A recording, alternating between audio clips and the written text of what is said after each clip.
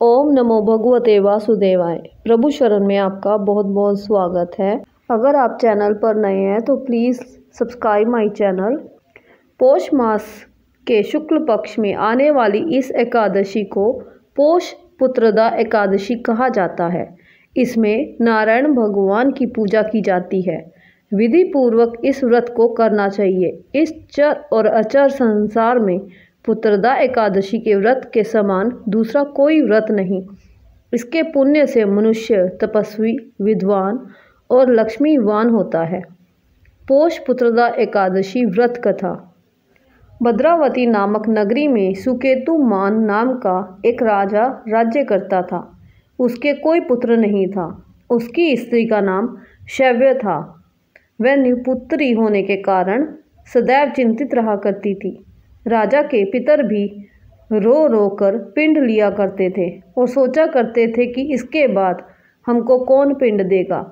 राजा को भाई, बांधव, धन, हाथी, घोड़े, राज्य और मंत्री, इन सब में से किसी से भी संतोष नहीं होता था। वह सदैव यही विचार करता था कि मेरे मरने के बाद मुझको कौन पिंड दान करेगा। बिना पुत्र के पितरों और देवताओं का ऋण मैं कैसे चुका सकूंगा। जिस घर में पुत्र न हो उस घर में सदैव अंधेरा ही रहता है। इसलिए पुत्र उत्पत्ति के लिए प्रयत्न करना चाहिए। जिस मनुष्य ने पुत्र का मुख देखा है वह धन्य है। उसको इस लोक में यश और परलोक में शांति मिलती है, अर्थात उनके दोनों लोक सुधर जाते हैं। पूर्व जन्म के कर्म से ही इस जन्म में पुत्र, धन आदि प्राप्त होते हैं। राजा इसी प्रकार रात दिन चिंता में लगा रहता था। एक समय तो राजा ने अपने शरीर को त्याग देने का निश्चय किया, परंतु आत्मघात को महान पाप समझकर उसने ऐसा नहीं किया। एक दिन राजा ऐसा ही विचार करता हुआ अपने घोड़े पर चढ़कर वन को चल दिया और पक्षियों और वृक्षों को देखने लगा। उसने देखा कि वन में मृग, व्याघ्र, सूअर, सिंह, बंदर, सर्प आदि सब भ्रमण कर रहे थे। हाथी अपने बच्चों और हथनियों के बीच घूम रहा है। इस वन में कहीं तो गीदड़ अपने कर्कश स्वर में बोल रहे हैं, कहीं उल्लू ध्वनि कर रहे हैं। वन के दृश्यों को देखकर राजा सोच विचार में लग गया। इसी प्रकार आधा दिन बीत गया। वह सोचने लगा कि मैंने कई यज्ञ किए, ब्राह्मणों को स्वादिष्ट भोजन से तृप्त किया, फिर भी मुझको दुख प्राप्त हुआ। क्यों? राजा प्यास के मारे अत्यंत दुखी हो गया और पानी की तलाश में उधर उधर फिरने लगा। थोड़ी दूरी पर राजा ने एक सरोवर देखा। उस सरोवर में कमल खिले थे और सारस, हंस, मगरमच्छ आदि विहार कर रहे थे। उस सरोवर के चारों तरफ मुनियों के आश्रम बने हुए थे।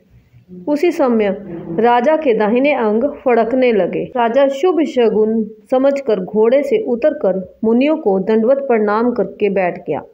राजा को देखकर मुनियों ने कहा, हे राजन, हम तुमसे अत्यंत प्रसन्न हैं। तुम्हारी क्या इच्छा है सो कहो। राजा ने पूछा, महाराज आप कौन हैं और किस लिए यहाँ आए हैं, कृपया करके बताइए। मुनि कहने लगे कि हे राजन, आज संतान देने वाली पुत्रदा एकादशी है। हम लोग विश्वदेव हैं और इस सरोवर में स्नान करने के लिए आए हैं। ये सुनकर राजा कहने लगा कि महाराज, मेरे भी कोई संतान नहीं है। यदि आप मुझ पर प्रसन्न हैं तो एक पुत्र का वरदान दीजिए। मुनि बोले, हे राजन, आज पुत्रदा एकादशी है। आप अवश्य ही इसका व्रत करें। भगवान की कृपा से अवश्य ही आपके घर में पुत्र होगा। मुनि के वचनों को सुनकर राजा ने उसी दिन एकादशी का व्रत किया और द्वादशी को उसका पारण किया। इसके पश्चात मुनियों को प्रणाम करके महल में वापस आ गया। कुछ समय बीतने के बाद रानी ने गर्भ धारण किया और 9 महीने के पश्चात उसके एक पुत्र हुआ। वह राजकुमार अत्यंत शूरवीर, यशस्वी और प्रजापालक हुआ। श्री कृष्ण बोले, हे राजन, पुत्र की प्राप्ति के लिए पुत्रदा एकादशी का व्रत करना चाहिए। जो मनुष्य इस महात्म्य को पढ़ता या सुनता है उसे अंत में स्वर्ग की प्राप्ति होती है। इस तरह पुत्रदा एकादशी व्रत कथा सुनने से भगवान विष्णु की, माँ लक्ष्मी की कृपा आप सब पर बनी रहती है। जय विष्णु भगवान की जय, माँ लक्ष्मी की जय। जय जय श्री कृष्ण।